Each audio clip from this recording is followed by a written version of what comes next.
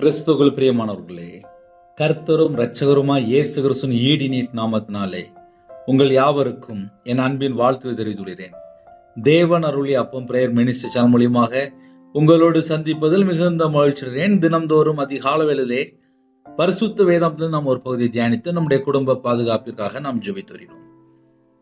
அதிகால வேளையிலே இணைந்திருங்கள், கர்த்தர் உங்களோடு பேசுவார்.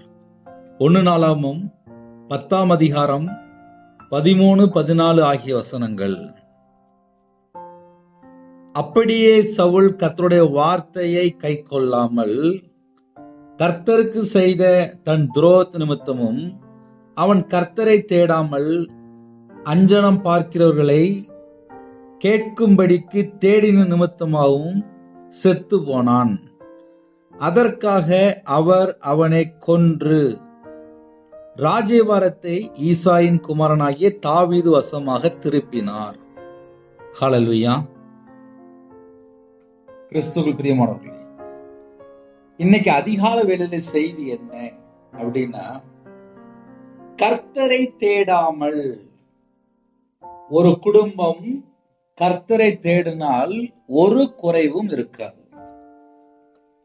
இன்னைக்கு ஒரு குடும்பத்துல பிரச்சனை எங்க வருது அப்படின்னா, கர்த்தரை தேடாமல் பலவிதமான காரியத்துல போய் சிக்கி கொள்றாங்க ஜனங்கள். கர்த்தரை தேடினால் ஆசீர்வாதம், இல்ல நான் கர்த்தரை தேட மாட்டேன், நான் எங்கேயாவது போவேன் அப்படின்னு சொல்லி சில குடும்பத்திலே அம்மா அப்பா வார்த்தைக்கும் கேட்க மாட்டாங்க, மனைவி வார்த்தைக்கும் கேட்க மாட்டாங்க, யார் பேச்சுக்குமே கேட்க மாட்டாங்க. சில குடும்பத்துல ரகசியமா போய் எங்க வீட்டுல என்ன நடக்கு அப்படின்னு சொல்லி லைட்டா அஞ்சனம் பார்த்துட்டு வருவாங்க, சூனியக்காரங்களை தேடுவாங்க, யாராவது குறி சொல்லுவாங்களா அங்க போய் தேடிட்டு இருப்பாங்க, மை போட்டு பாக்குற இடத்த போய் பார்ப்பாங்க. ஆக மொத்தம் கர்த்தரை விட்டு தள்ளி போயிட்டாங்க. அவ்வளவுதான் செய்தி. என்ன அப்படின்னா, கர்த்தரை விட்டு தள்ளி போயிட்டாங்க. சரி, இந்த சவுல் யாரு? ராஜா. ராஜா அபிஷேகம் பண்ணப்பட்டவர். இவர் நார்மல் ஆள் கிடையாது.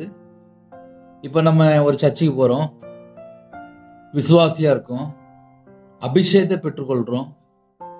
ஜப அபிஷேகம், தேசத்துக்கு திறப்புல நிக்கிற அபிஷேகம், சுவிசேஷ அபிஷேகம், போதிக்கிற அபிஷேகம், மேய்ப்பன் அபிஷேகம், தீர்க்க தரிசன அபிஷேகம், எத்தனையோ கிருபைகளை கர்த்தர் தம்முடைய பிள்ளைகளுக்கு அளவில்லாமல் கொடுத்து கொண்டே இருக்கிறார்.